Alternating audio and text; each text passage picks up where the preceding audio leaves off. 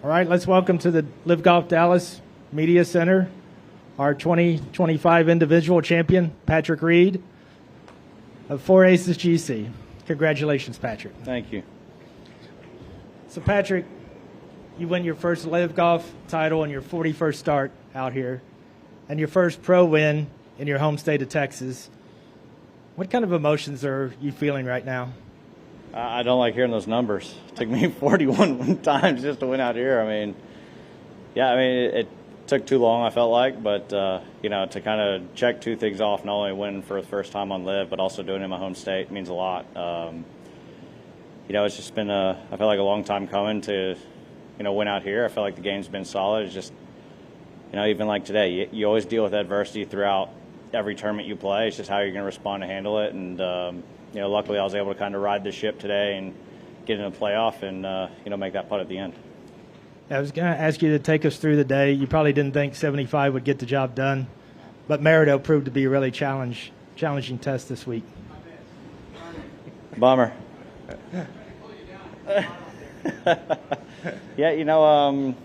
The golf course was a pure test out there. I mean, if you hit a poor golf shot, you'd struggle and kind of have to figure out a way to try to make par. But if you hit quality golf shots, you're rewarded around this place. And, unfortunately, I honestly felt like I hit a lot of quality golf shots. The putter was flat. And I didn't really make anything today besides hitting it close there on the first hole. And, from that point on, I couldn't quite figure out the speed, didn't really have it dialed. And, when your speed's kind of off a hair, especially at a place like this, it's hard to make putts. And, to be able to make that putt on the end during the playoff meant a lot. I looked down my putter, and it's actually my daughter's putter. It's her head. And it says the Windsor Wells all over it. And I just looked down, and I was like, come on, honey, we got to make one. And, for that putt to go in meant a lot, not only to get the win, but also to do it after changing quite some things in the golf bag, kind of leading into the Open, and to come out and win against a field like this gives me all the confidence in the world going forward. All right, we'll open it up for questions to the media. If you have a question, please raise your hand. Matt, over here to the right.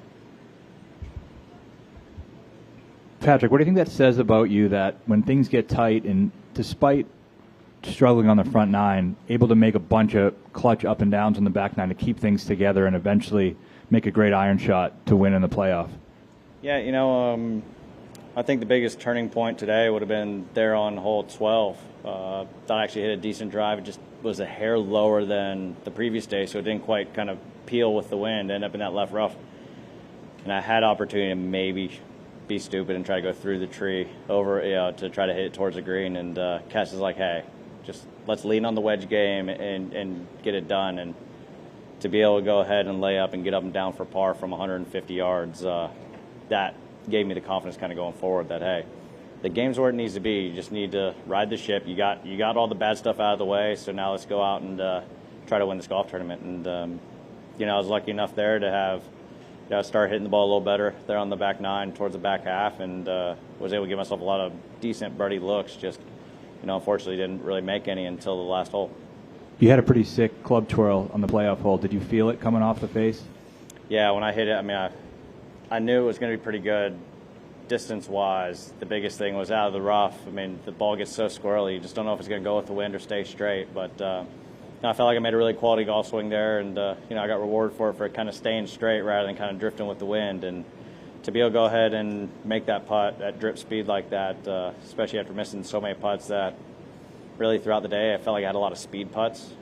You had to match up a perfect speed with the line, and unfortunately I wasn't able to do that basically all day, and to be able to do that in the end meant a lot. Congratulations. Thanks, buddy. Any other questions? All right, I think we're good. Thanks, buddy. Oh, I'm sorry. One more over here. Yep, go ahead. One last question. I just wanted to, I'm with the Tyler paper, Pat Wheeler. Congratulations. Real happy for you. I just would like for you to comment on the golf course. It was like a major championship setup, wasn't it? I saw the rough. It was amazing to watch you guys try to hit out of that Bermuda. Yeah, that Bermuda rough's never fun, especially when it's dry like that, because the ball always seems to sit down to the bottom. But, no, the golf course was set up tough, fair, and it was one of these golf courses that if you hit your tee shot solid and put the ball in play, you could attack this place. But if you got just a hair off, I mean, you could struggle. And, you know, you definitely not only had to hit the ball solid, but you had to really kind of manage your game around this place, because with the wind kind of swirling and kind of pumping quite a bit, and with how hot it was, I mean, you know how it is in Texas. I mean, one minute there's no wind, next minute it's blowing 20. So, yeah, you know, it was a mental and physical grind out there, and luckily we were able to kind of get the job done. I hate to be out of line to do this, but somebody came up to me from Shreveport, Louisiana. He had the same thought I had. We want to see you on the Ryder Cup team. I appreciate it, buddy. So do I. All right. Congratulations, Patrick. Thanks, Thank bud. you.